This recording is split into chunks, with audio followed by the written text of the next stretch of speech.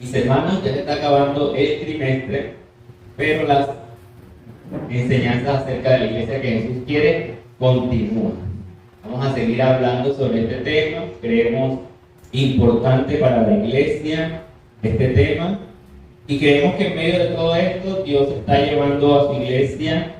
No quisiera usar los términos que usan algunos predicadores, pero el Señor nos está llevando a un nivel mayor. ¿Por qué? Porque en la medida que vamos haciendo una autoevaluación, sabemos cuáles son las cosas que hay que corregir y hacemos, valga la redundancia, los correctivos pertinentes para seguir caminando en obediencia a Dios. Ahí están los tres temas anteriores que hemos trabajado, ya ustedes los conocen.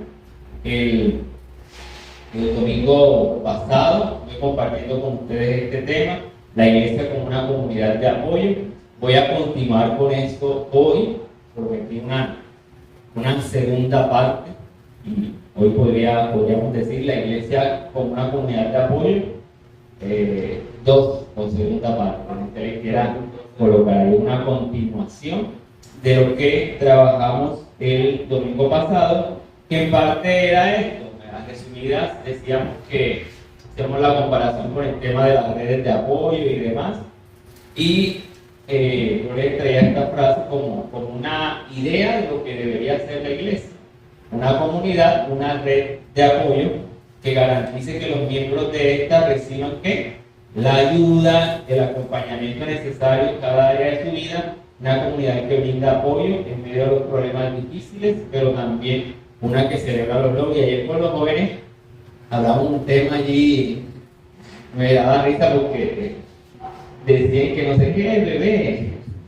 ¿Sabes? Que si alguien de alguna otra manera estaba viendo una problemática en otro, lo que tenía que hacer era ayudar. O sea, no como que mirar que simplemente estaba como que destinado a que eso ocurriera. Rosa Victoria, yo recuerdo cosas de Rosa Victoria, y una de ellas es que Rosa Victoria dice que un sueño, en el caso de los sueños, un sueño es un suceso de una posible realidad. Yo no sé dónde sacó eso Rosa Victoria, pero un suceso de una posible realidad. Y a veces, ¿no? Que yo soñé contigo, que te tenían, qué sé yo. No, sí, está bien que soñó eso, pero ¿será que es para que definitivamente se cumpla? O para yo ser una persona que apoya a ese hermano, a esa hermana que va aparentemente a sufrir eso, y yo pueda ser una voz de aliento que prevenga esa situación. Entonces, la iglesia debería hacer eso. Deberíamos encontrar dentro de la iglesia ese ideal de ser esa comunidad de apoyo. Y vamos a seguir trabajando en eso. Vamos a seguir trabajando en eso. Hay algunas cosas que escuché ayer de una predicación por la oportunidad. Y el pastor es un pastor que yo siempre he escuchado, desde muy niño espiritual he escuchado, y él tiene una habilidad impresionante para comunicar el mensaje. Por algunos he criticado por el hecho de que pareciera ser un tipo muy estricto, pero lo que él quiere es simplemente ir a la palabra del Señor. Y él hablaba muchas cosas acerca de la iglesia que tenemos a bien el poder reflexionar también en ello. Teníamos un texto base para el domingo pasado, que era Hechos capítulo 2, versículo 42 al 47. Hay un pequeño recorte, los que no vinieron, los que vinieron también, y para que quede también plasmado allí en la grabación para que usted pueda verlo desde internet. Y los hermanos todavía no están. Hechos 2, 42 al 47, ahí nos mostraba 4 principios, 4 bases para nosotros ser una iglesia que se convierta en una comunidad de apoyo. Número 1, la enseñanza, ¿cierto? Hablamos de la doctrina, que deberíamos enseñarnos mutuamente, y que de alguna u otra manera, cuando una persona viene por primera, segunda vez, un nuevo creyente en el Señor, al recibir una enseñanza se va fortaleciendo, va creciendo. La comunión, coinonía, ese compañerismo, esa fraternidad que debe haber dentro de la iglesia del Señor. No en vano nos llamamos hermanos. Ese es el distintivo que tenemos, porque somos hijos del mismo Padre. Nos llamamos hermanos. Dijimos también que la iglesia se convierte en una comunidad de apoyo cuando está atenta a las necesidades del otro. Jesús y los evangelios y las cartas hablan mucho sobre este tema, de la realidad de que debemos atendernos unos a los otros. Y hablaba el caso de los discípulos del primer siglo que tenían una enseñanza o tenían un principio quizás descartado para la iglesia actual, y era de que ellos eran capaces de vender sus propiedades para dárselas a los necesitados. No suele suceder eso, pero conforme a la medida de lo que Dios nos ha dado, poder entonces brindar el apoyo económico, alimenticio, medicina que el hermano tenga. Y por cuarto, hablamos acerca de la oración, que cuando no hay con qué, siempre hay cómo orar y buscar el rostro del Señor para hacer esa comunidad de apoyo. Y el viernes lo complementamos, con el texto de cuando estaba orando en la iglesia por Pedro. Pedro estaba en la cárcel y la iglesia seguía haciendo oración sin cesar por él. Pedro recibe una visión angelical, las cadenas se le caen, pero él va caminando con el ángel y piensa que es que tiene una visión, todavía no se cree lo que está sucediendo. Y cuando tocan a la puerta, Pedro toca la puerta de los que están orando, tampoco ellos se creen. Pero de que Dios respondió su oración, respondió. Entonces, eso estuvimos trabajando el domingo pasado. Y quiero seguir ahondando en esta idea de la iglesia como una comunidad de apoyo, pero primero quiero que podamos responder esta pregunta: ¿qué opina usted? ¿La iglesia, la comunidad de creyentes, es perfecta? Le pregunto a usted. ¿La iglesia es perfecta? No. ¿La iglesia es perfecta? No. Y porque ustedes responden así tan a la iglesia. No tan. Y si yo le digo que sí, usted dice que no. ¿Cuántos dicen que no? Claro, ya perdí. Noemí, ¿tú dices que la iglesia es perfecta? Papá, la verdad es que no sé. Déjame crezco un poquito más.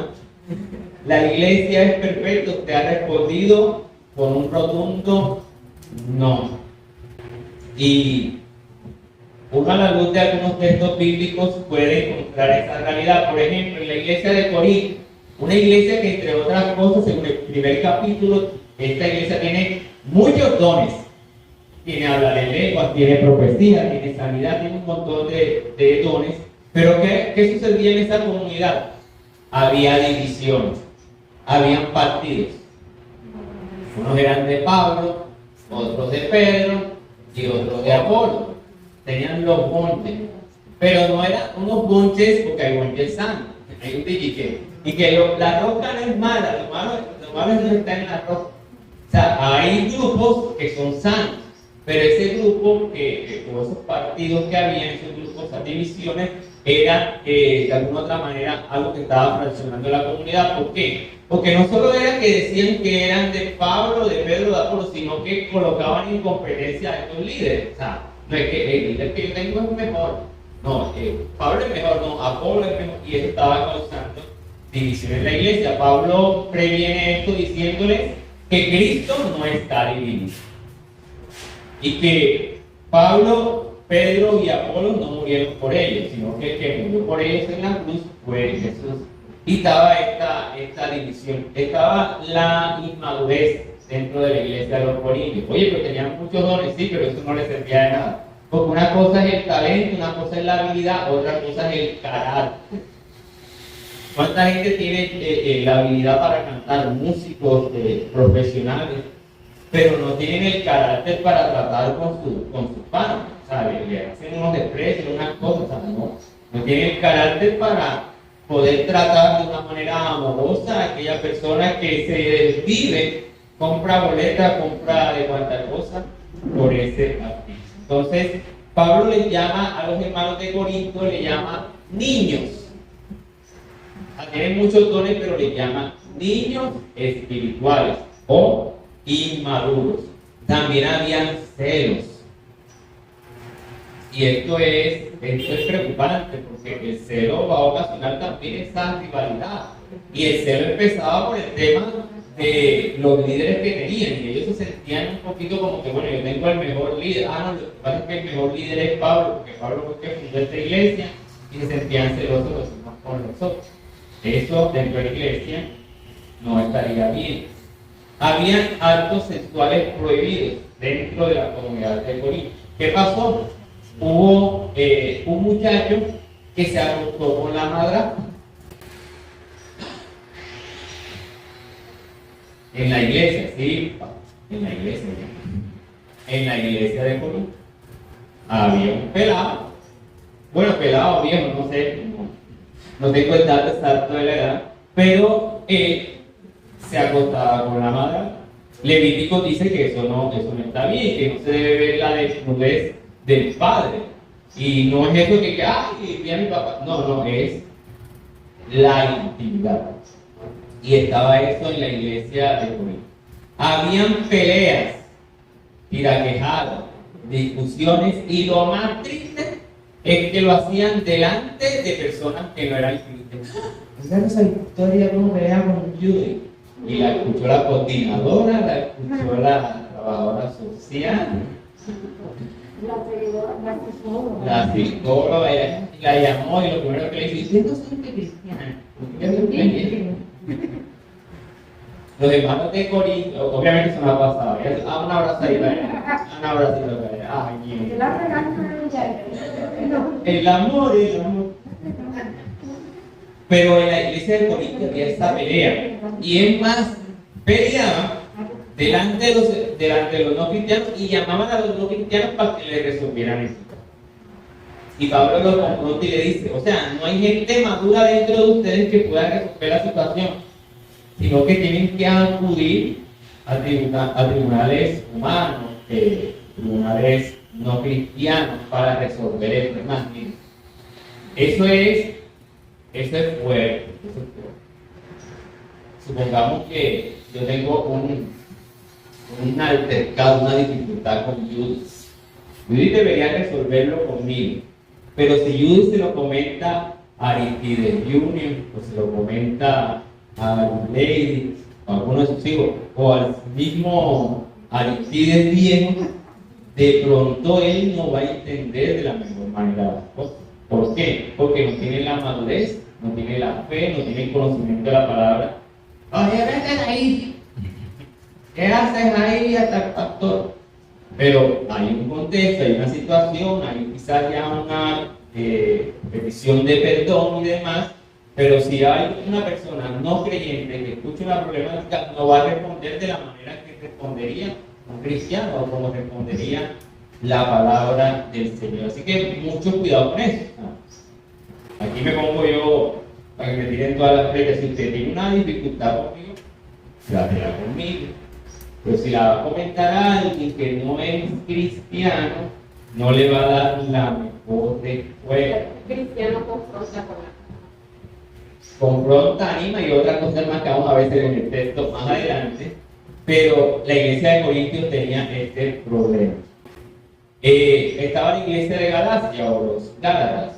En esta iglesia habían personas que seguían un evangelio diferente, se habían desviado del evangelio, y además de eso habían unos judíos que eran legalistas y querían que los hermanos cristianos cumplieran las leyes judías.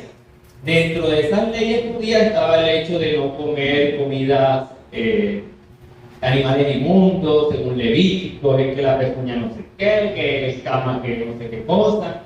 Ellos tenían esa ley, además del asunto del sábado, pero un rito importante para los judíos, especialmente para los hombres, era el tema de la circuncisión. Era tomar el miembro masculino del ser humano, del hombre, perdón, y cortar el prepucio. Y ellos querían que los hermanos cristianos gentiles se circuncidaran también. Hay un meme de un tipo que está corriendo y dice, el fulano llevándole la carta a los gálatas para que no se circunciden, porque los judíos querían eso. Sí, son cristianos, no creen en Cristo, ¿y dónde está la circuncisión como prueba del pacto? Cuando en realidad ahora el pacto se hace en la sangre de Jesús, ya no es a través de un rito. Y si nosotros leyéramos Apocalipsis, los mensajes a las 7 iglesias, hay una, por ejemplo, que dice que ha olvidado su primer amor. Hay una que tiene falsa doctrina. Hay una que se cree rica, poderosa, pero es una pobre y desventurada. Y así el Señor habla en su palabra acerca de las condiciones de la iglesia. El pastor que les decía ahorita es el pastor Chuy Olivares. Él tiene un título de una enseñanza similar a la iglesia es perfecta. Lo tiene así como en tono de exclamación, creo que es. Y él narra un asunto ficticio de un tipo que hace una llamada al cielo. Se inventa un aparato y hace una llamada al cielo. Y llama al apóstol Pablo y le dice, le habla al cristiano perfecto. ¿Qué iglesia me aconseja para ir que sea perfecta? Y el apóstol Pablo comienza a decirle que no hay ninguna iglesia perfecta. Y el pastor Chuy Olivares termina diciendo, y cristiano perfecto le pregunta al apóstol Pablo, ¿y qué opina de la iglesia Casa de Oración en México? Dice, no, eso están igualito. Y Casa de Oración México es la que pastorea el pastor Chuy Olivares. De manera chistosa lo dice, dando a entender que inclusive su iglesia también entra en el rol de iglesias que no son perfectas. Usted lo respondió ahorita, esta iglesia, Salir para las Naciones, no es perfecta. No somos perfectos. Pero sí tratamos de avanzar. Si la iglesia no es perfecta, como usted respondió, que yo no dije nada, usted respondió, si la iglesia no es perfecta, ¿cómo entendemos el texto de Filipenses 3:15? Vaya conmigo allí, creo que es el primer texto que leemos, Filipenses 3:15. ¿Cómo entendemos eso? Que todos los que son espiritualmente maduros estén de acuerdo en estas cosas. Si ustedes difieren en algún punto, estoy seguro de que Dios se los hará entender. Robinson leyó la versión más traducción viviente y por eso ya nos dio la después. La Reina Valera traduce mal y dice, ¿quién tiene la Reina Valera? Léalo, Judith. Así que todos los que somos perfectos, esto mismo sintamos. Y si otra cosa sentís, esto también os lo revelará a Dios. Así que todos los que somos perfectos, ¿cierto? O sea, pareciera ser contradictorio, pero ya que Robinson lee la nueva traducción viviente, nos hace entender que el término perfección allí es el término madurez. Y una persona constantemente, mira, hay gente vieja que no ha madurado. Hay gente mayor que no ha madurado. Pero aquí lo que habla más que perfección total, porque es esa cuestión de perfección, mis hermanos, debo ser sincero con ustedes, no se va a dar aquí en Abierto. La perfección va a llegar a su punto máximo cuando Cristo venga por nosotros y todo nuestro ser sea transformado. Pero mientras estemos acá, siempre vamos a tener un pie por donde copiar.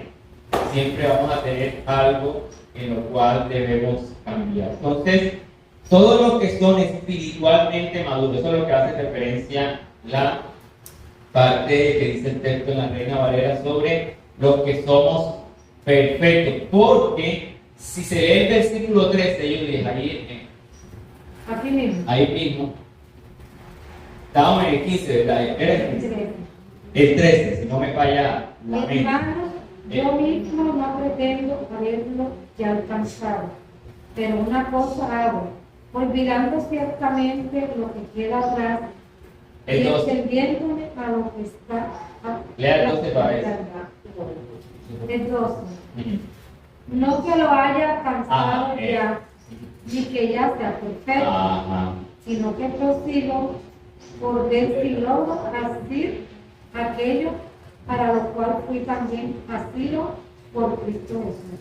Si el texto del versículo 15 fuese literalmente perfección, Pablo se estaría contradiciendo.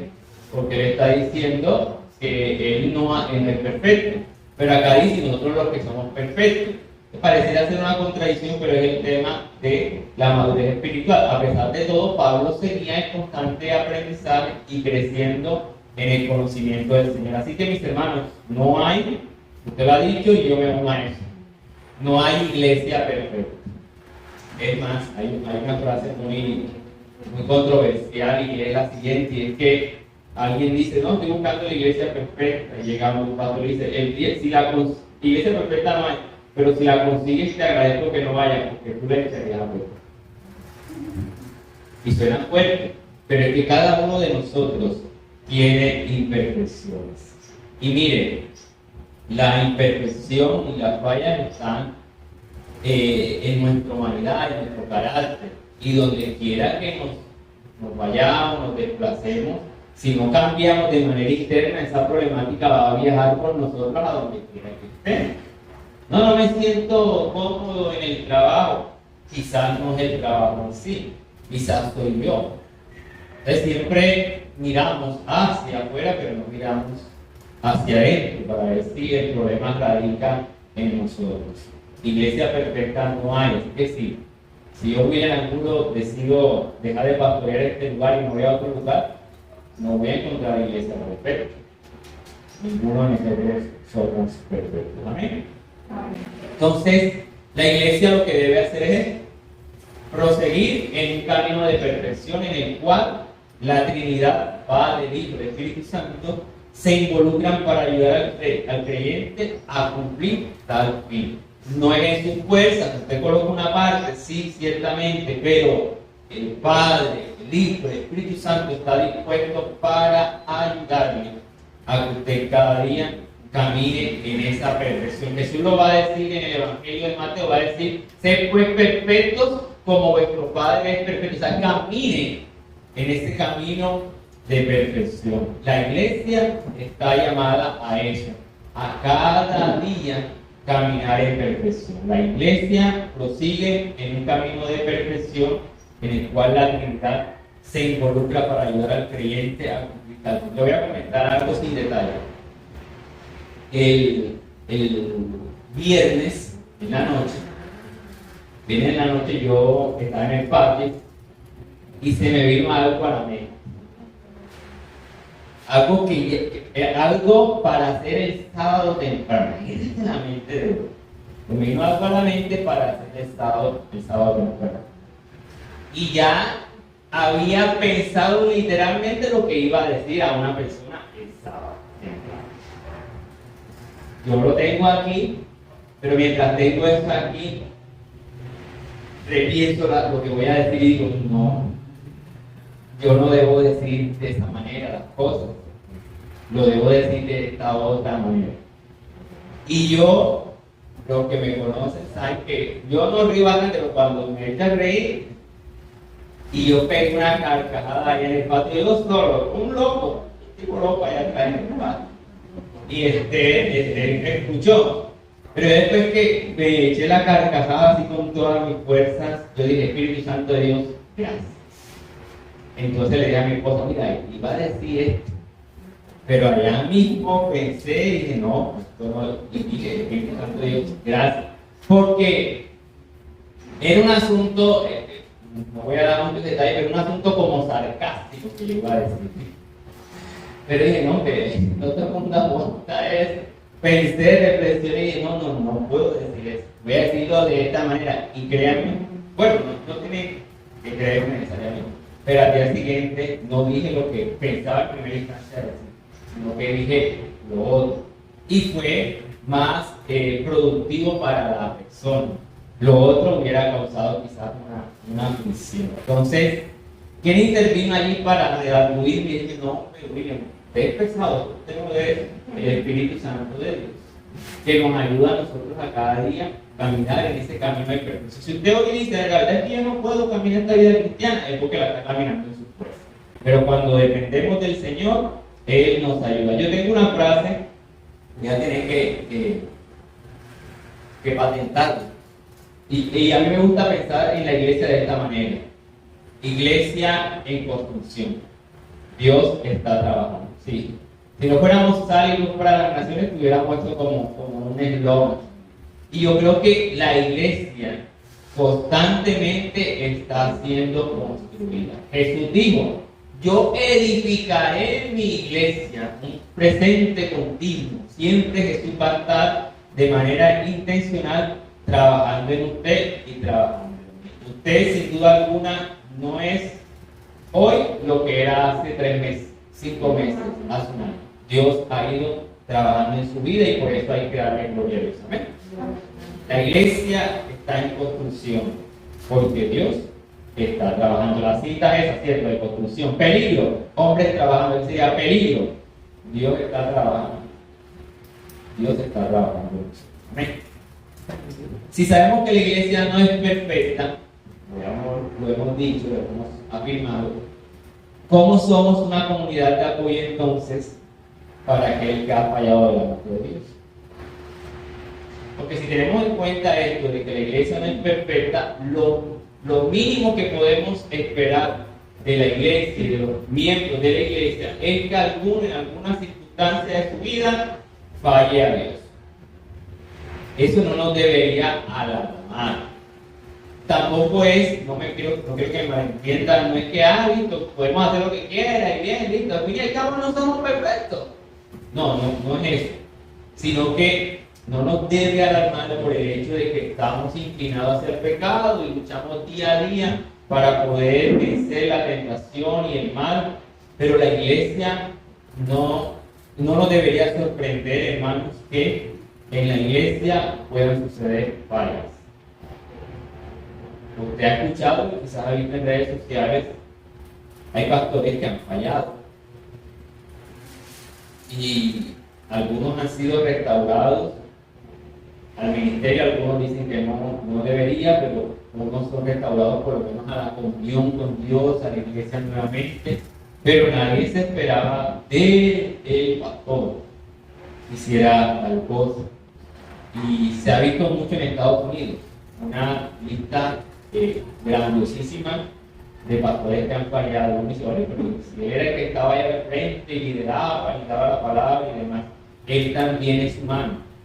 El viernes les transmití un testimonio y les dije, oren por mí, porque yo no sé qué se puede presentar en el lugar que el viernes.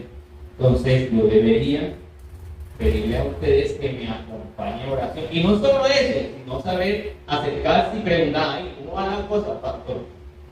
Inclusive yo he hablado algunos detalles con algunas personas y me han dicho, bueno, lo extraño sería, usted nos está contando, lo extraño sería que vaya pasando el tiempo y usted ya no cuente nada, o sea, ya es como sospechoso, pero crea que de parte de nosotros vamos a preguntar qué está pasando, si usted lo sigue diciendo.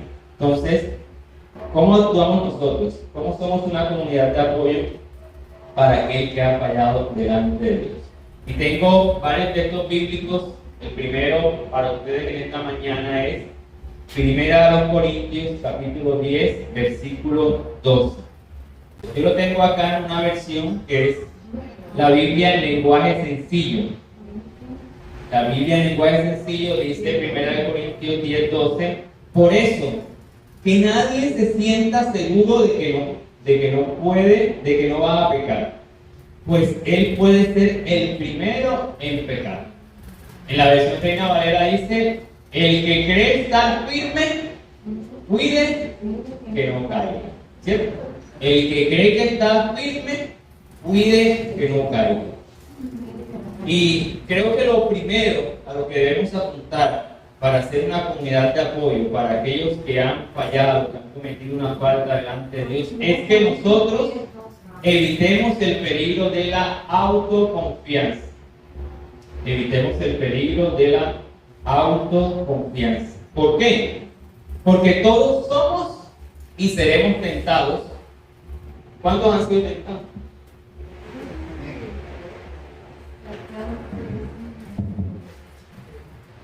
No nos alcanzan las extremidades para enumerar las veces que el enemigo ha hecho hola José Victoria, ha tocado ahí cerca, hola Babilonia, el enemigo Lo hizo con Jesús, allí en el Evangelio, en el desierto, lo hizo con Jesús. Jesús fue tentado. Se le pidió que convirtiera las piedras en pan, se le pidió que se lanzara de allá del pináculo del templo, así como un superhéroe, y Dios mandara a sus ángeles y lo rescatara. Todos somos y seremos tentados. Y esto es real. Todos somos y seremos tentados. Algunos, por no decir todos, que a veces pasa pero no es visible, algunos tropezarán y fallarán a Dios. Eso va a suceder, eso ha sucedido y no nos debería alarmar. Y debemos evitar esa autoconfianza evaluándonos constantemente. O sea, puedo ser yo también el que falle algún día. Y la autoconfianza también puede llevarnos a pensar que otros pueden fallar, pero William Angulo no. O sea, yo, el pastor, jamás.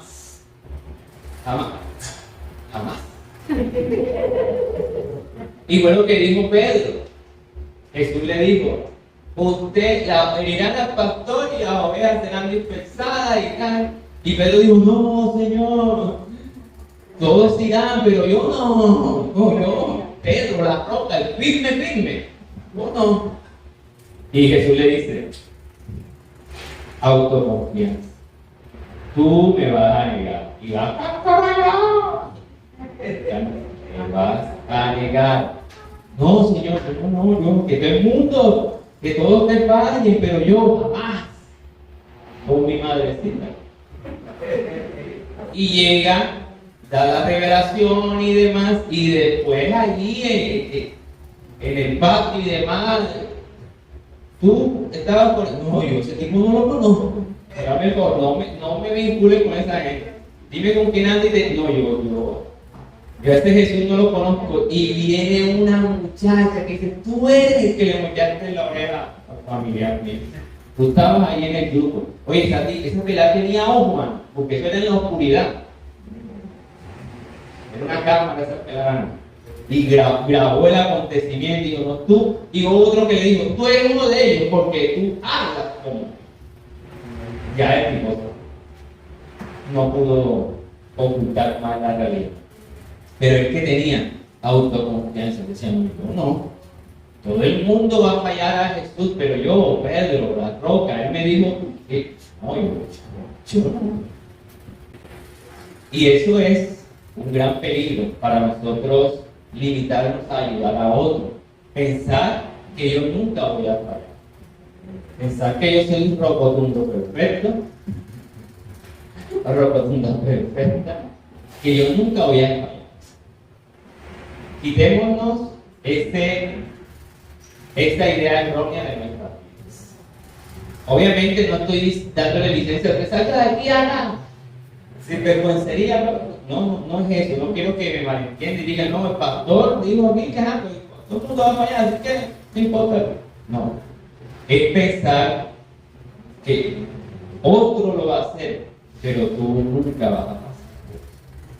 Entonces, no vamos a poder ser una comunidad de apoyo, mis hermanos, si usted tiene esa autoconfianza y cree que usted nunca va a fallar. Son tantos en la iglesia, el 99.9% va a fallar, pero yo soy el 1%, la niña de sus ojos, el amado no, yo no voy a fallar. Usted y yo también vamos a fallar. Entonces, debemos estar en constante evaluación, examinarnos a nosotros. Eso es lo primero que debemos evitar. Y hay otras cositas más que quiero compartir a la luz de Gálatas capítulo 6, del 1 al 5, ubíquese allí, que también nos van a ayudar en esta dinámica de cómo somos comunidad de apoyo a aquel que ha fallado, a aquel que ha cometido una falta delante de Dios. Versículo 1, vamos a leer el versículo 1. Amados hermanos, si otro creyente está dominado por algún pecado, ustedes, estoy leyendo una traducción muy bien, ustedes que son espirituales, deberán ayudarlo a volver al camino con ternura y humildad, Tengan mucho cuidado de no caer ustedes en la misma tentación. Ayúdense a llevar los unos a los otros las cargas y obedezcan de esa manera la ley de Cristo. Si te crees demasiado importante para ayudar a alguien, solo te engañas a ti mismo. No eres tan importante. Presta mucha atención a tu propio trabajo, porque entonces obtendrás la satisfacción de haber hecho bien tu labor y no tendrás que compararte con nadie, pues cada uno es responsable de su propia conducta. Lo primero que debemos hacer, bueno, ya sería el segundo punto teniendo en cuenta el capítulo de Corintios que leímos, es que para ser una comunidad de apoyo debemos buscar la restauración de la persona que ha fallado. O sea, eso debería ser el paso a seguir. Y ayer entraba en discusión parte de eso con los jóvenes, ¿no? Que según cierto o falso, no sé, alguien le dijo a alguien, no, tú serás una expresión que se usa en nuestro contenido, tú serás un chirret. Le dijo una persona de Dios. Si eso se lo dijo, discutíamos y tocábamos mesa y le hacíamos a Carabía aquí, oye, si eso es así, ¿cómo yo voy a ayudar a esa persona para que no sea eso? No, que Dios me dio una visión, un sueño, que no, o sea, si eso es real, ¿cómo yo ayudo a esta persona a que no caiga en eso? Lo restauro, y si cayó, ¿cómo hago para levantarlo? La iglesia debería buscar siempre la restauración del que ha caído. Se dice de manera negativa para la iglesia que la iglesia es el único ejército que le dispara a sus propios soldados. Y es una conclusión triste el pensar de que nosotros como iglesia seamos los mismos que al que cae le tiro la flecha, lo perjudico más, o sea, y como que de alguna otra manera, como que yo sabía que algún día el pastor iba a meter la pata, algún día le iba a pillar al pastor tomándose una andina, y sí me pillaron, yo me quedé una chicha de andina, una chicha en pasar una botella de andina. O sea, pareciera ser que como que hay este espíritu negativo de, en vez de restaurar, alegrarse de la situación que va la persona está viviendo. Y esta restauración, según el texto, la deben hacer, o esta acción de restaurar, la deben hacer personas espirituales, es decir, personas maduras, personas que tengan un poco, porque no voy a decir una totalidad, pero un poco de conocimiento acerca de las escrituras y sepan que Dios llama a restaurar. Quizás para algunos que estén iniciando el camino al Señor va a ser complejo, difícil pensar que nuestra victoria falta. Pero como estamos en un nivel de inmadurez, nos va a escandalizar si Rosa la vemos en noviembre vestida de... ¿Cómo que se llama la negrita esa que? Negrita color. Sí. Y no entendemos que Rosa Victoria está en un ambiente laboral en el cual ella tiene que cumplir la bienestar con ciertas festividades que son necesarias para mantener la cultura de nuestro país, de nuestra población costeña, qué sé yo. Y a mí me debe escandalizar. Todo es un trabajo. Me escandalizaría que Rosa Victoria todos los días, los domingos, vendría aquí disfrazada. Entonces, miren, se debe restaurar al que ha caído. Ese es el protocolo a seguir, ese es el mecanismo a seguir. Eso es lo que la iglesia, como comunidad de apoyo, debe hacer con el que ha fallado. Miren, yo les voy a decir algo a ustedes. Lo voy a hacer abiertamente hoy, que lo he dicho con personas de manera muy personal. Mire, a mí no me importa tanto lo que digan la gente. No me importa, lo repito, no me importa tanto lo que diga la gente de ustedes. O sea, yo no le voy a dar la razón a la gente que no se compra. Perdónenme, va a sonar extrañísimo. No le voy a dar razón a la gente que, no, pastor, mire que yo voy a Rosa Victoria, y tal cosa. No, o sea, yo lo voy a resolver con ellas. Yo no voy a alimentar el chisme, el rumor. ¿Por qué? Porque yo creo que ustedes, estando acá en este lugar, recibiendo la palabra del Señor, ya es ganancia y están caminando en ese camino de la perfección. Y si han fallado, yo voy a tratar de dialogar con ustedes. ¿Para qué? Para que se levanten. Pero que está buscando el otro cuando lanza el rumor, lanza el chisme, lanza el veneno de que el otro no sea restaurado. Y siempre voy a velar por ustedes, por lo que ustedes me digan antes de lo que digan. No, que el hermano Miguel, no, yo hablo con él directamente, nadie tiene que decirme nada. Yo hablo, no voy a hablar con él, no voy a llamarlo para ver qué es el asunto. Si es verdad o es mentira, es verdad, es mentira. Hablar directamente con él. Pero ¿por qué se hace esto? Por lo que se tiene que buscar primeramente es la restauración. No es una élite especial, sino personas que han madurado en la fe, que han crecido y que tienen la capacidad de, en vez de buscar, decirle a la persona, aquí estoy como apoyo para levantarse. Además de eso, la restauración es una opción que se ejerce con gentileza, con humildad, con paciencia. Dice el verso bíblico, la segunda parte, deben ayudarlo a volver al camino con ternura y humildad. Yo ven acá, por favor. Ya que nadie se quiere sentar adelante, digo que me ponga abanico para adelante y todo. Póngase ahí. Ay, que la playa está descansa. No escoge ayuda. Ay, qué bueno que hiciste. Sí, haces la boba. ¿Cuándo? ¿Dónde? Allá en el CDI me dijeron que estabas hablando. ¿Cuándo fue eso? No es ponerme como superior delante de Yuri, sino ay, qué problema. Cuenta. Me dijeron que habías cometido una falta. Pero estoy aquí para ayudarte. Pero que tengas la confianza conmigo, de conectarme. ¿Sabes que me puedo conectar?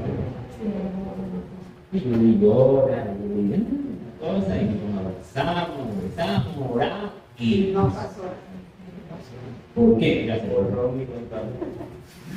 Porque se debe hacer con humildad y ternura. La parábola de la oveja que se pierde, Jesús no cogió a la oveja así, la amarró por el pastor no la podía amarrar, sin vergüenza.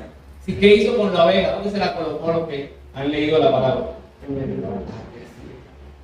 Y usted sabe que colocarse un animal que ha pasado por la lluvia, por la piedra, quizás sea por José, colocarse ese animal de Dios. Luego en el hombro, como muestran la imagen, o el otro que la suben y que así muestran la imagen de Jesús con la ovejita así. O sea, es un asunto de simbolizar la ternura con la que el Señor nos trata también a nosotros. No es al caído caerle, no es levantar piedras delante de aquel que ha fallado, mis hermanos. Es poder tener esa gentileza, esa humildad, esa paciencia para escuchar a los y decirle, yo estoy aquí contigo. No para señalarte, no para buscarte, fallaste, sí, no se puede negar esta realidad, pero aquí estoy para ser una persona, un hermano que te pueda apoyar. Es de esa manera, es de esta manera que la iglesia, que nosotros deberíamos actuar. Buscar la restauración del que ha caído, pero hacerlo con gentileza. Y además, por último, hacer esa acción con empatía. ¿Alguien sabe lo que es empatía? Empatía. ¿Hay alguien que no tiene empatía? ¿Empatía qué es? Sencillamente, gracias a Rosa Victoria, colocarnos nosotros en el lugar del otro. Amén. Eso es empatía. Porque miren lo que dice el verso 1 al final. Tengan mucho cuidado de no caer ustedes en la misma tentación. O sea, lo que está diciendo el apóstol Pablo es, oye, restaura. No sea que un día te toque a ti estar sentado en la silla de los que tienen que ser restaurados. O sea, en pocas palabras, el que está restaurando a una persona en el momento puede también en un momento de su vida necesitar también de la restauración. Yo pueda, que esté ayudando a muchas personas a caminar con el Señor, pero hay momentos en los cuales yo también necesito del otro para que me ayude a continuar. Y eso es empatía. Se busca la restauración, mis hermanos. ¿Por qué? Porque se hace como una acción de empatía por el otro. O sea, no enorgullecerse, como lo decía ahorita, no tener la autoconfianza de que yo no lo voy a hacer. No, usted y yo también algún día podemos fallar. Y yo voy a finalizar con un texto que nos debe decir muchas cosas a nosotros. Entonces, lo primero es esto: buscar la restauración. Así nos convertimos en una comunidad de apoyo. Segundo, imitando a Jesús. No puede faltar en nuestra predicación, no puede faltar en nuestra vida como modelo, la vida de Jesús. ¿Cómo restauramos al otro? ¿Cómo nos convertimos en una comunidad de apoyo? Imitando a Jesús. ¿Y cómo lo imitamos? Ayudando al otro con su carga, o sea, su falta o su pecado. Versículo 2 dice: ayúdense a llevar los unos las cargas de los otros. Ayúdense a llevar los unos las cargas de los otros. ¿Qué está pasando, Judy? No te preocupes, Judy, aquí estoy yo. Yo no fui que fallé, pero voy a orar por ti, como inclusive si yo hubiera sido el que hubiera fallado. Te voy a apoyar, voy a llevar esta carga tan pesada. Mire, y cuando nosotros tratamos de llevar en comunión, en compañerismo la carga, es porque yo solo no puedo. Yo solo no puedo. Y debemos pedir la ayuda y debemos estar abiertos a la ayuda de otros. La iglesia se convierte en una comunidad de apoyo, imitando a Jesús a través de ayudar al otro con su carga, con su falta, con su pecado. ¿Qué pasó con la mujer que fue sorprendida en el mismo acto de adulterio? Se la trajeron a Jesús y ya todos estaban preparados para encender la piedra. Y Jesús dijo: el que esté libre de pecado es el primero. ¿Quién es más guapo aquí? ¿Quién es más chacho aquí? Bueno, que lance la primera piedra. Jesús se agacha y comienza, no sé qué escribe en la tierra, porque no sabemos, la Biblia no lo dice. Y cuando se levanta, nada más está la mujer solita. Y Jesús le pregunta: ¿dónde estaban los sinvergüenzas de esos que te condenaban? ¿Dónde estaban? Los que te iban a encender piedra. Y él: no, Señor. Se fueron, desde el más viejo al más pequeño. Todos estaban, dice mi mamá, acostados con la misma piedra. Se fueron. Y Jesús le dice a la mujer: ni yo, Jesús de Nazaret, que tiene toda la autoridad, ni yo te condeno. Pero, no te vayas todavía, mujer. Si te aconsejo algo, vete y no peques más. Oye, ni Jesús la buscó, y usted y yo nos atrevemos a lanzar juicios condenatorios a la gente. Ese fulano se va para el infierno. No lo ve. Ven ni más. ¿Y quiénes somos nosotros? O sea, ya estamos allí al ladito de Dios, escuchando el susurro de Dios, que ya sabemos que hoy la persona se va para el infierno, y si Dios quiere bien salvar a esa persona en el último minuto, ¿quiénes somos nosotros para cuestionar a Dios? La iglesia no hace juicios de condenación. La iglesia no tiene esa autoridad. La iglesia no debería condenar al pecador, porque Dios puede tener misericordia de la persona, así, mis hermanos, como ha tenido de usted y de mí. Amén. Amén. Ha tenido misericordia de usted, porque cree usted que no va a tener misericordia del otro. El otro también es objeto de la misericordia de Dios. Y se imita a Jesús cumpliendo la ley de Él, la ley de Cristo. ¿Cuál es la ley de Cristo? El amor. Esta es la ley de Cristo. El amor. No es la ley del Antiguo Testamento, es el amor que el Señor tiene por la humanidad. Así entonces, mis hermanos, somos una comunidad de apoyo para aquel que ha fallado, porque alguien va a fallar, alguno va a fallar y debemos entonces buscar la restauración de la persona imitando a Jesús. Y finalmente, versículos 3 al 5, para poder ser una comunidad de apoyo con aquella persona que ha fallado, debemos evitar el peligro de la falsa superioridad. ¿Sabe?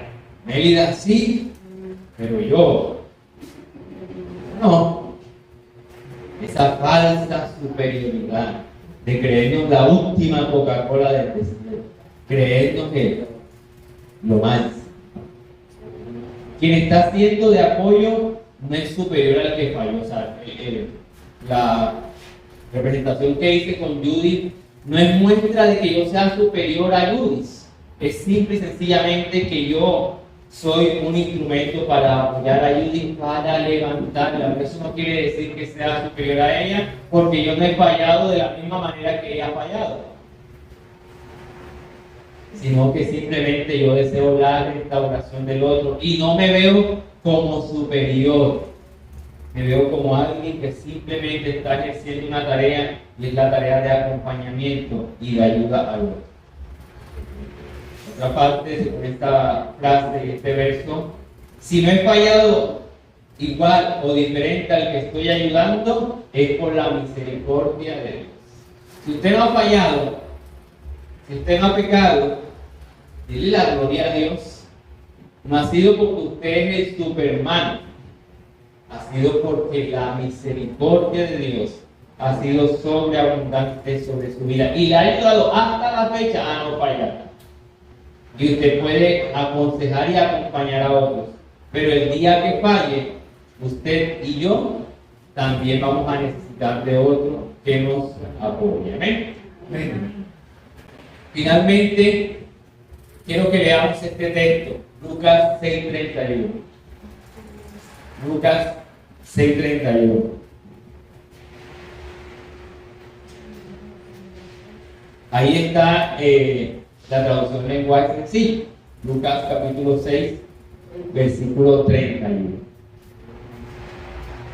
Dice el texto: traten a los demás como les gustaría que los demás. Si se lo olvida todo lo que yo he dicho, que no se lo olvide. Traten a los demás como les gustaría que los demás los trataran a usted. Les pregunto, iglesia, hermano, si usted falla, ¿cómo le gustaría que lo trataran? Con amor. Con amor, ¿cierto? ¿Quién más? Con respeto. Con respeto. Con sencillez. ¿Cómo? ¿De qué otra manera? ¿Para mí? Con madurez. ¿Y qué debe hacer usted entonces para que eso pase? Tratar igual. ¿Qué debe hacer usted para que eso pase? Tratar igual. ¿No le suena eso como que la ley de la siembra y la cosecha? No os engañéis, todo lo que el hombre sembrar, eso recogerá.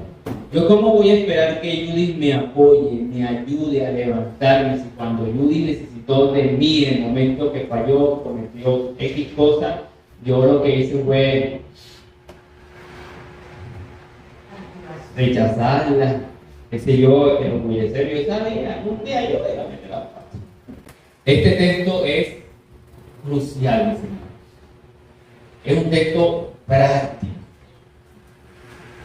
Si yo quiero que se me apoye, que se me ayude en el momento que por alguna debilidad yo caí, es necesario que usted y yo nos convirtamos en esa ayuda para otro en el momento que lo necesite.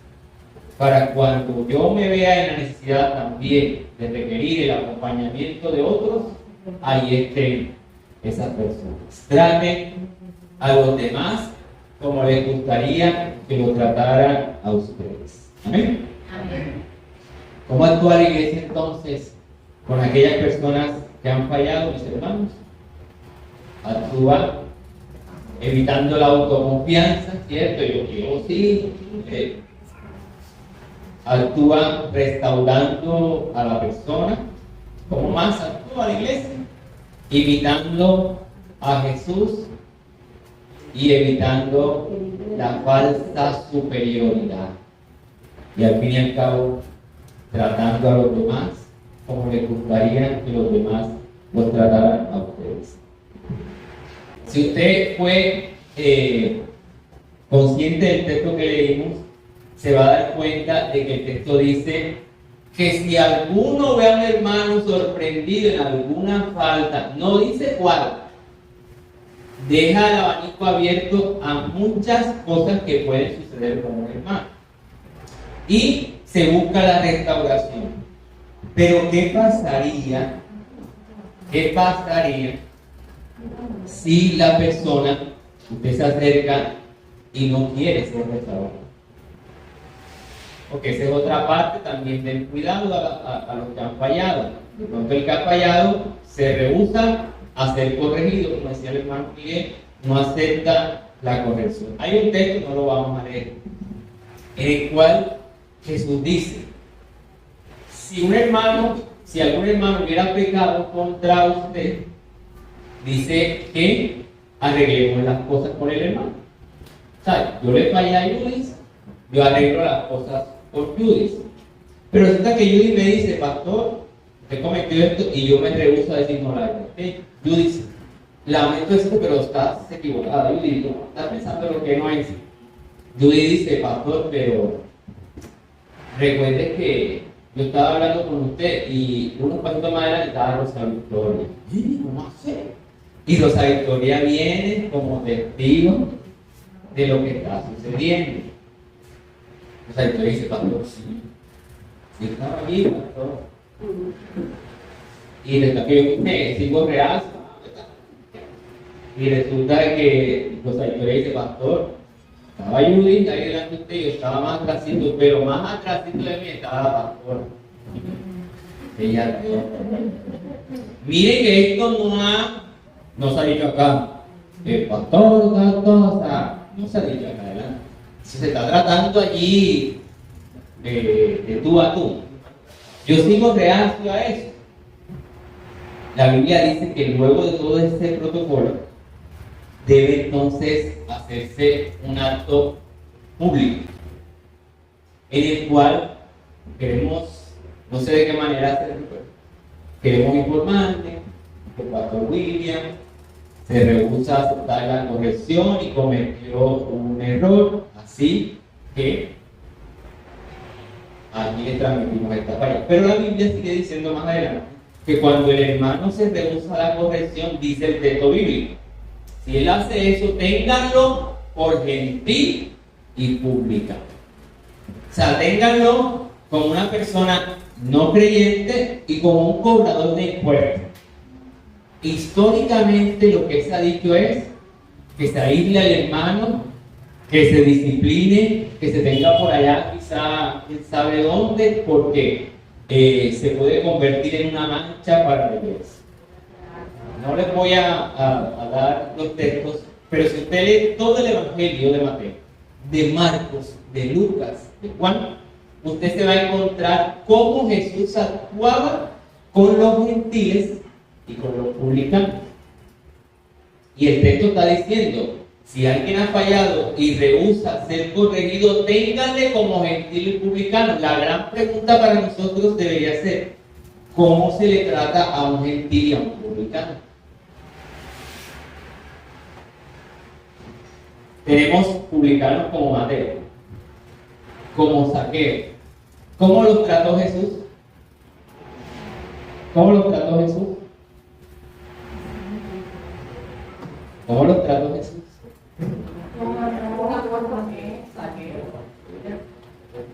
Le dijo: Zaqueo, bájate de ahí porque hoy mismo voy a estar en tu casa. Y le dice, hoy ha llegado la salvación. Lo mismo lo dice con Mateo. Ese texto, esa frase final, ténganle por gentil y publicando, no es una frase de menosprecio al que falló. Es un llamado a, pese al error, seguir amándole. Porque Jesús sigue amando a los publicanos. Es más, sorpresa para los fariseos y saduceos de aquel entonces. Jesús les dice, ustedes ignoran la escritura, porque delante de ustedes van los publicanos y van las rameras. O sea, dándole a entender, quienes se van a hacer salvos verdaderamente son ellos. Y Jesús actuó duro, sí, mi hermano, actuó duro. ¿Con quién? Con los que se conocían más la palabra. Con el fariseo, con el saduceo. A los fariseos les decía sepulcro blanqueado. ¿Y qué hay en un sepulcro? ¿Qué hay en un ataúd? Un muerto. Pero ¿cómo está el cajón? Bonito, brillantico, una corona de flores y demás. Pero adentro, y es complejo decir esto, pero adentro hay un muerto.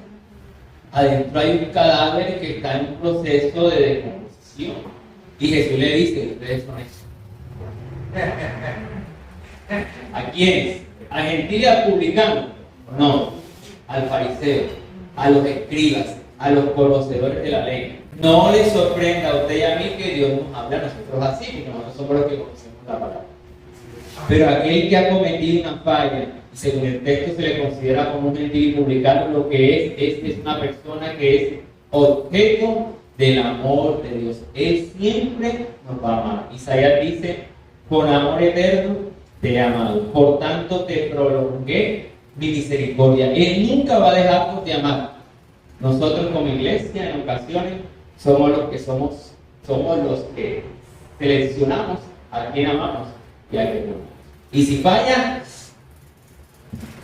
a veces le colocamos un mote ahí a la persona, un apodo, qué sé yo, una cuestión, no, por plano falló. No es objeto del amor de Dios, no. Estamos completamente errados. La iglesia, como comunidad de apoyo con el que cae, tiene que restaurarlo. Si la persona que tiene que ser restaurada no acepta la restauración, miren, hay casos en la iglesia, aquí sale luz para las naciones, que no han llegado al escenario de decirlo públicamente. Pero yo he tenido que disciplinar personas. Y usted no sabe ni quién ha sido disciplinado. Porque hay asuntos que se han arreglado entre tú y yo. O sea, no hay que estar divulgando. Pero la persona cuando, según el protocolo, cuando rehúsa aceptar la corrección, entonces ya toca otros estándares. Y no es para bochornarlo en público, si se diera el caso de que sucediera. No, es que porque lo hizo, no es para bochornarlo en público, es para que la iglesia sepa lo que sucedió y siga amando a ese hermano y siga apoyando. No es para, no te juntes con esta chuma, así, mami, chuma.